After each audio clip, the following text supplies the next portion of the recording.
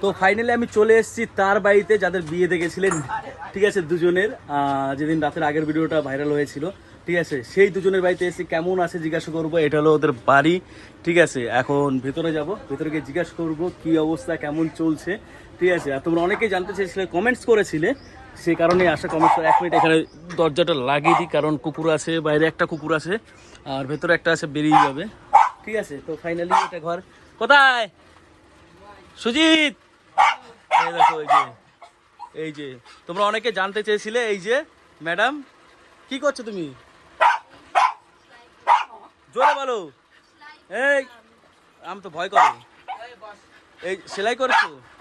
তোমাদের তো video viral হয়ে গেছে তো দুজনে। হ্যাঁ, আমার ভয় করে তো। না না, ছোট কর, একটু ছোট কর।